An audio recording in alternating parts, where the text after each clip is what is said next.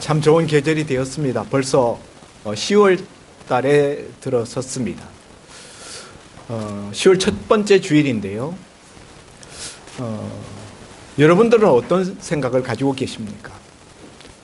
여러분은 축복의 흐름이 있다고 생각하십니까? 그러면은 저주의 흐름도 있다고 생각하십니까? 제가 질문을 바꿔서 드리겠습니다. 축복의 가계가 있다고 생각하십니까? 저주의 가계가 있을까요? 어떻게 다들 꿀먹은 벙어리가 되셨네요.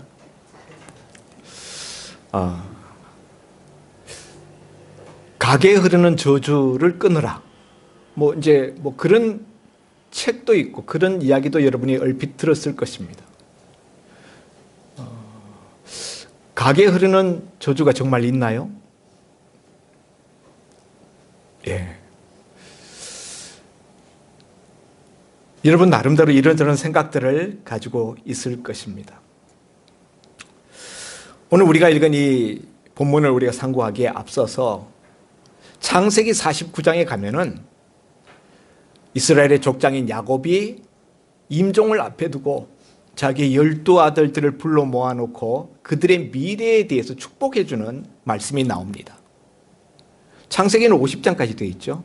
그 마지막 전장에 야곱의 유언과 같은 12아들들에 대한 축복의 예언의 말씀이 주어지고 있는데요. 그런데 사실은 이 말씀은 야곱 자기 개인적인 생각으로 말하는 것이 아니라 하나님이 족장 조상 야곱을 통하여서 그 후손에게 대해서 주시는 축복의 말씀이다 하는 것이죠. 이 야곱의 그 자손들을 향한 이 축복의 말씀은 이후에 모세 때에 와서 모세가 세상을 뜨기 마지막 전 신명기 33장, 신명기는 34장까지 있어요. 그래서 그 전장인 33장에서 모세가 그 자손들에 대해서 유언의 말씀을 주고 있는 것이 나옵니다. 거기에 보면은 그 조상 야곱이 했었던 그 유언, 그 축복의 말씀을 모세가 다시 확증을 하고 또 거기에 대하여서 첨부하거나 거기에 이제 다른 설명들을 하고 있는 것을 보게 됩니다. 야곱을 통하여 주신 하나님의 예언의 말씀이 모세를 통하여서 좀 더 구체화되고 그런 그 모세의 유언이 나중에 여호수아 때에 이르러서 이스라엘 백성들에게 땅을 분배해 줄 때 12지파의 땅 분배받는 그 현장에서 더욱더 구체화되고 현실화되어져서 나타나는 것을 보게 됩니다. 그런데 조상 야곱이 12아들을 불러 모아놓고 축복의 말씀을 주고 계시는데 전혀 축복의 말씀이라고 생각할 수 없는 저주에 가까운 그런 말씀을 준 두 아들이 있는데 바로 시므온과 레위입니다. 창세기 49장 5절에서 7절에 있는데요. 시므온과 레위의 미래에 대하여서 그들은 야곱 중에서 나누이며 이스라엘 중에서 흩어지겠다. 이스라엘 중에서 흩으리로다. 이렇게 아버지 야곱이 두 아들을 도매금으로 같이 묶어서 그렇게 저주를 내립니다. 그렇게 저주했었던 이유는 창세기 34장에서 그 여동생 디나가 세겜 추장의 아들 세겜에게 성폭행을 당한 일로 말미암아 그 세겜 사람들을 속이고 할례받게 한 다음에 칼을 차고 들어가서 세겜성 모든 남자를 아예 전멸시켰던 그 학살극, 그 죄를 물어서 하나님께서 시므온과 레위에 대하여서는 그들은 잔해하는 칼이다. 그들의 미래는 이스라엘 중에서 나누어지고 흩어지겠다. 이렇게 말씀하셨어요. 그런데 이 조상 아버지 야곱을 통하여서 내렸던 이 저주의 말씀이 신명기 33장에 가서 보면은 레위에 대하여서는 이 저주가 바뀌고 있다. 시몬에 대해서는 그 저주가 그대로 가요. 모세는 시몬에 대해서는 아예 이런 방구 언급이 없어요. 시몬은 아예 빼버려요. 12시 하고. 레위에 대하여서 신명기 33장 8절 이하에 모세의 축복의 말씀이 주어지는데요. 사실은 족장 야곱을 통하여서는 레위는 저주를 받았는데 모세는 이 레위에게 축복의 말씀을 뭐라고 생각하는가? 신명기 33장 8절 이하의 말씀을 읽어주시면 레위에 대하여는 이렇게 위의 주민과 우리 민족의 경건한 자에게 그래서 그렇게 한 다음에 그 맨 밑에 가서 보면은 11절에 여호와여 그 재산을 풍족하게 받고 그 손의 일을 가지고서 그를 대적하여 일어나는 자와 미워하는 자의 허리를 꺾으라 다시 일어나지 못하게 하옵소서. 레위 지파에 대하여서 미워하고 대적하는 자는 그 허리를 꺾어버리는 거죠. 그리고 레위 지파에 대하여서 풍족하게 받는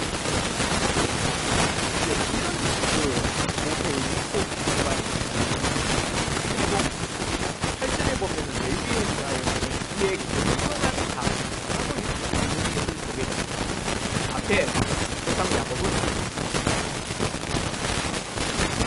아내하는 사이다. 저도 있는데 모세는 위에 경쟁하는 라고 이렇게 전혀 다른 의미를 가지고 있습니다.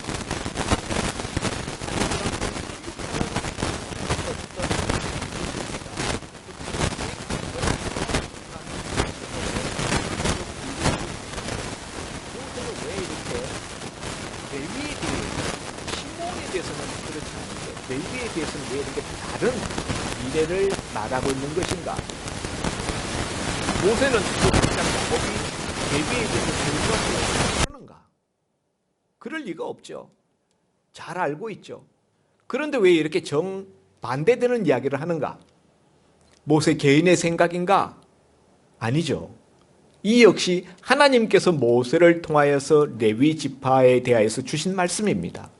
그러면은 하나님은 왜 족장 야곱이 저주했었던 그 레위와 그 후손들에 대하여서 모세를 통하여서 전혀 다른 축복의 말씀으로 그 내용을 바꾸고 계시는가 하는 것을 우리가 의문을 삼을 수밖에 없는 것이지요. 그런데 그에 대한 해답을 주는 말씀이 바로 오늘 우리가 읽은 이 본문의 말씀이다 하는 것입니다. 출애굽기 32장 말씀의 배경은 모세가 시내산에 하나님 앞에 올라가서 하나님을 경외하고 40일 동안 있다가 내려왔을 때에 산 아래에 있었던 이스라엘들이 모세 이 사람을 죽었다 보다 그러면서 이제 모세가 죽었으니 우리를 인도할 신의 우리가 만들자 이렇게 해서 금송아지 의상을 만들어냅니다. 그리고 그 금송아지 의상을 하게 됩니다. 시내산에서 내려온 모세가 그와 같은 자신의 모습을 보고 분노하는 것이 바로 오늘 이 본문입니다. 하나님께서는 이렇게 10계명을 하나님께서 시내산에서 주시면서 나 외에 다른 신을 섬기지 말라라고 10계명 돌판에 그렇게 하나님께서 계명을 쓰고 주시고 이스라엘의 백성들은 하나님 외에 다른 신 금송아지 우상을 만들어 놓고 거기에다 경배를 했답니다. 그러므로 하나님께서는 모세에게 내가 이 백성을 내가 다 멸하게 전멸시키겠다. 새 이스라엘 백성을 내가 만들겠다. 이렇게 하나님께서 선언하셨습니다. 그때 모세가 하나님께 중보기도 하죠. 그러면서 그 하나님의 그 분노를 모세가 진정시키면서 그 하나님의 그 맹렬한 분노를 풀게 하는 방법으로 하나님의 내리실 심판을 모세가 대행을 하게 됩니다. 이 죄를 멸하기 위해서 금송아지를 그걸 갈아가지고 이스라엘 백성들에게 다 그 가루를 마시게 했어요. 그리고 그것을 다 강물에 다 뿌려버렸습니다. 자, 그런 모세는 이 죄악을 그냥 넘겨둘 수 없었기 때문에 심판을 해야 되는데요. 하나님의 심정으로 이 심판을 대행할 자들을 모집을 합니다. 그러면서 이스라엘 백성들에게 모든 죄들이 여호와의 손에 쓰는 자, 여호와의 손에 쓰는 자가 이렇게 명하였을 때 그걸 가지고서 그때 모세가 여호와의 말씀을 전하지요. 너희는 허리에 칼을 차고 온 이스라엘 회중 가운데 다니면서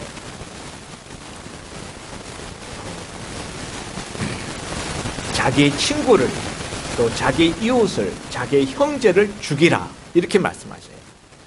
근데 여기 죽이라는 이 대상은 우상 숭배한 자들입니다.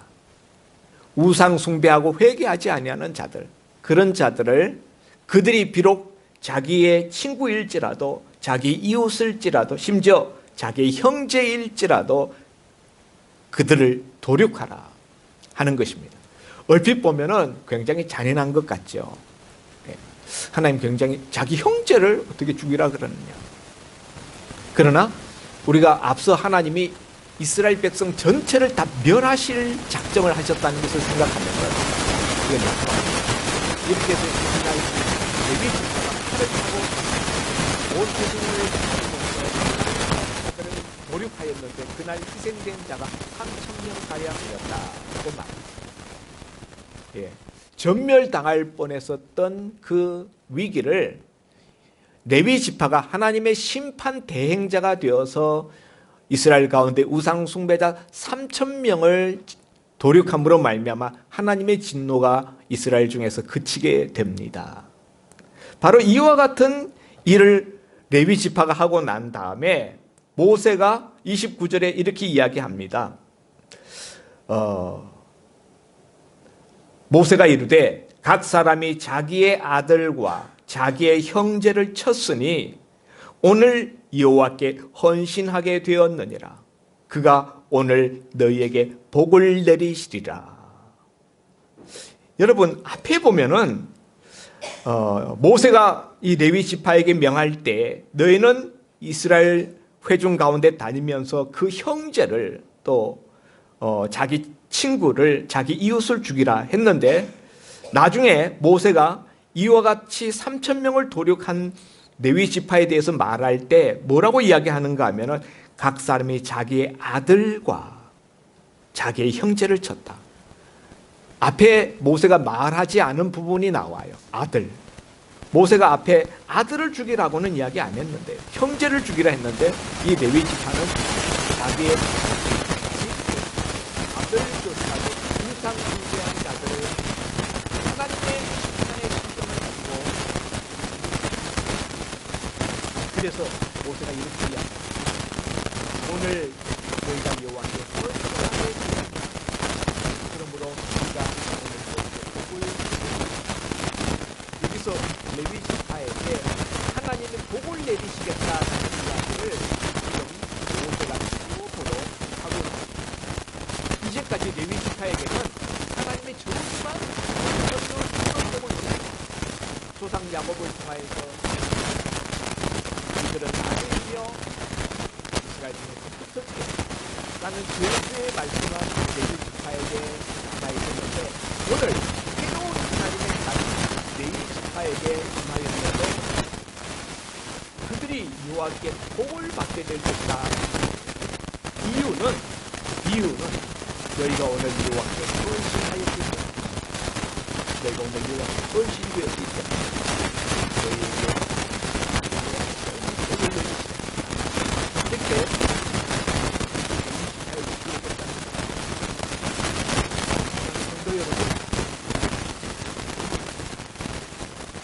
하나님께서 분명히 조상 야곱을 통하여서 레위 지파의 창세기 34장의 악행에 대하여 하나님에 대한 도움으로 저주를 내리셨는데 오늘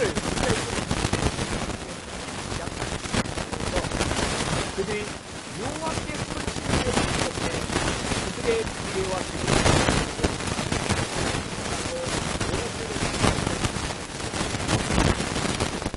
이것은 무엇을 말씀하는 것입니까? 하나님이 내리신 저주였어요.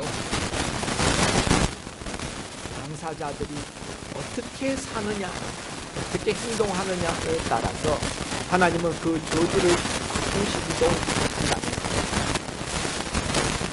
아멘입니다. 강에 흐르는 저주가 있습니다. 시몬과 레위 지파에게 하나님이 저주를 시몬 지파는 결국 이스라엘 중에서 그 지파가 힘을 점점 쓰니까 마지막에는 시몬 지파가 완전히 사라져버립니다. 존재감이 없어요. 땅 분배 받을 때에도 우리가 지난 금요일날 말씀을 나누었다시피 유다 지파 중에서 그 일정 부분 땅을 할당받아서 거기에서 살았어요. 그것도 주로 남쪽 네게브 지역의 그 황량한 좋지 못한 광야 땅을 주로 할당받았다. 그리고 결국에는 마지막에 가면 시몬 지파는 유다 지파에 흡수되어져서 그 존재가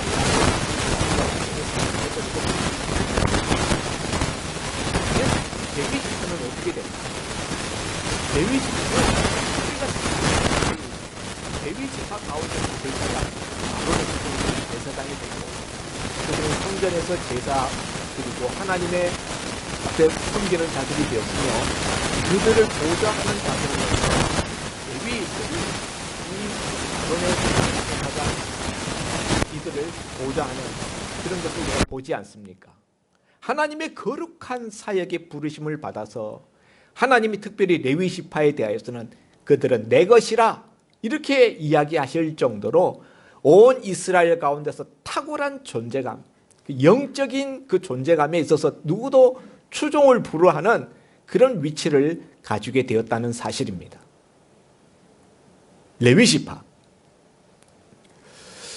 오늘 레위 지파의 위상이 이렇게 바뀌어지게 된 결정적인 분수령이 되는 사건이 오늘 바로 이 출애굽기 32장 금송아지 사건 이래로 하나님의 명령을 따라 하나님의 심정을 품고 그들이 하나님 편에 서기를 결단하고 칼을 차고 비록 우상 숭배한 그들이 자기 형제, 친구, 이웃, 심지어 자기 자식일지라도 하나님의 그 심정을 가지고 심판하고 하나님의 그 명령에 따라서 그들을 제거했다는 거죠. 이와 같은 이 레위 지파의 이 헌신을 하나님이 기뻐 받으시고 너희는 여호와께 헌신하였으니 내가 너희에게 복을 주겠다. 이렇게 말씀하시면서 이전에 그 저주를 승화시켜 주셨습니다. 하나님이 한번 뱉으신 말씀은 없어지지 않고 그대로 갑니다. 그러니까 시몬과 레위를 도매금으로 함께 묶어서 너희는 나누어지고 흩어지겠다라는 그 저주의 말씀은 그대로 시몬 지파에게도 레위 지파에게도 그대로 계속 전승이 되어져 내려갑니다. 레위 지파도 흩어져요. 그 하나님의 말씀이 그대로 응하였습니다. 그런데 시몬 지파와는 달리 레위 지파는 흩어지기는 흩어지는데 저주받으면서 흩어지는 것이 아니라 흩어지면서 하나님이 더욱 존재감이 있게 흩으시며 축복받으면서 흩어지게 하셨다는 사실이에요. 흩어지리라 하신 저주의 말씀은 그대로 흘러내려갑니다. 흩어집니다. 그러나 하나님께서 그것을 승화시켜 주셔서 흩어지기는 흩어지는 복을 받으면서 흩어지겠다. 그래서 레위 지파는 흩어지는 곳에서 복을 그들은 땅은 다른 이스라엘 지파들처럼 독립된 지파의 다른 지파입니다. 그러나 하나님께서 48 시몬 지파는 18성읍밖에 그러나 이 레위 지파에 대한 48성읍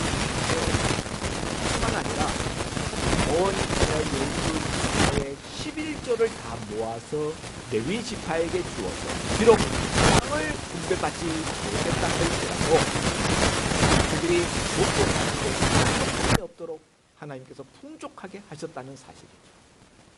제가 인구수 대비 계산을 해보니까 레위 지파는 일반 지파의 2배 반 정도로 이스라엘 12지파가 말씀대로 충실하게 종합하는 수를 주면은 레위 지파는 약 2배 반의 수입을 갖고 살고요. 그렇게 하나님 축복.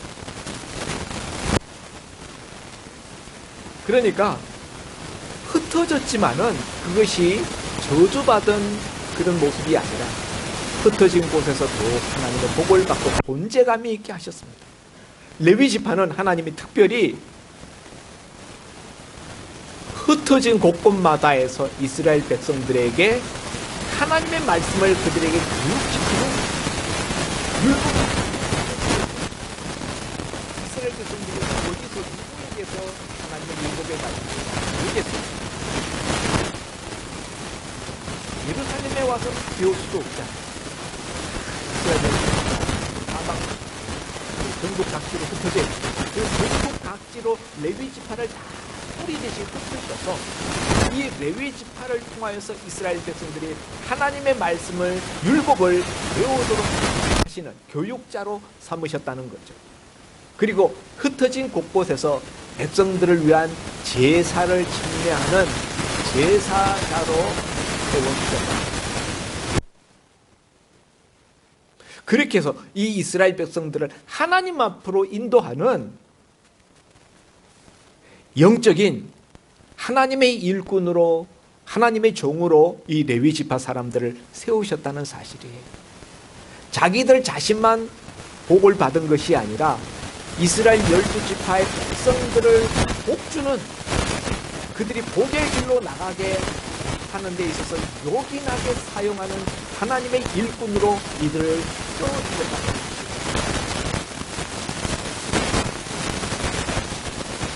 여러분, 오늘 우리들은 어떤 분들은 이런 생각을 합니다. 누가 뭐라 그래도 우리 가문은 안 돼. 우리 집안은 안 돼. 우리 집구석은 안 돼. 조상대대로 그래요. 뭔가 이제 마가 쓰여있고 애기 쓰여있고 뭔가 저주가 흐르고 있어.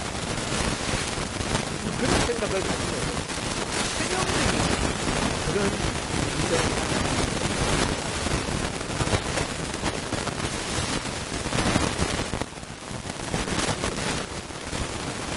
그것도 때문에 우리 인생에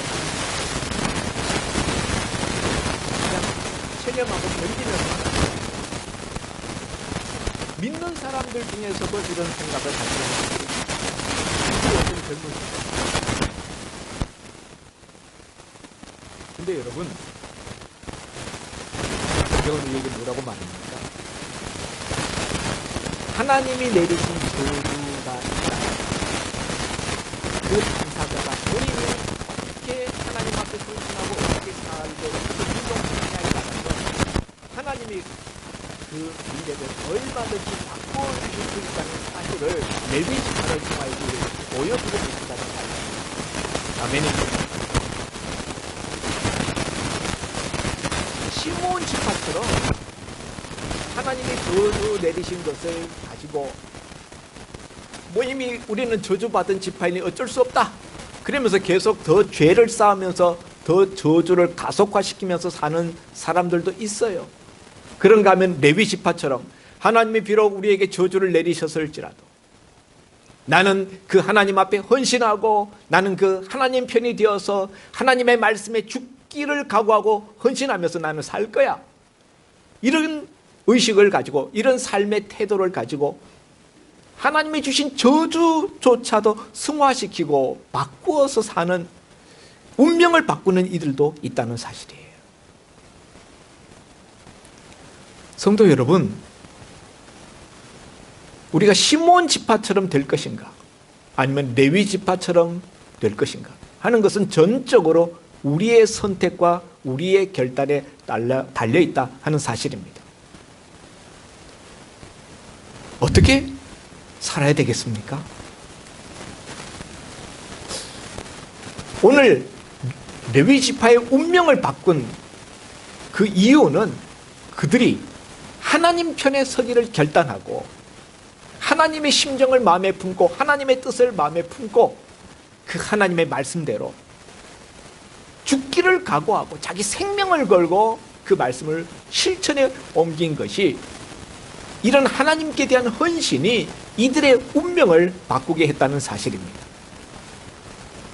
성도 여러분, 오늘 우리의 가게에 설사 가게에 흐르는 저주가 있다 할지라도 그 저주가 하나님께로부터 과거에 우리의 조상들이 우상숭배 많이 한 것에 대한 저주라 할지라도 오늘 내 당대에서 내가 어떻게 하나님 앞에 헌신하고 어떻게 하나님 말씀대로 사느냐에 따라서 우리는 운명을 바꿀 수 있다는 사실이에요.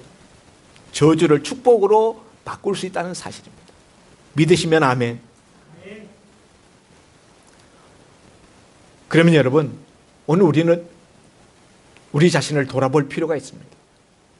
지금 나는 내 운명을 바꿀 만한 삶을 살고 있는가? 내 가게 대대로 흘러오던 저주를 바꿀 만한 그런 삶을 내가 살고 있는가? 나는 지금 무엇에 헌신하면서 살고 있는가? 나는 지금 어디에 열심을 다 쏟으면서 살고 있는가? 지금 내가 헌신하고 있고 지금 내가 열심을 쏟고 있는 그 일이, 또 그 대상이 과연 나의 운명과 나의 미래를 바꿔줄 만한 것인가? 우리 생각해 봐요. 무엇에 헌신하고 있습니까? 어디에 여러분의 마음을 올인하고 있습니까? 여러분의 온 정신을 어디다 쏟고 있습니까? 그것이 과연 나와 내 자녀의 미래를 바꾸어 줄 수 있을 만한 것인가요? 레위 지파에게 레위 지파, 여러분의 자녀, 여러분의 후손의 운명을 바꾸는 주의 이름으로 기도합니다.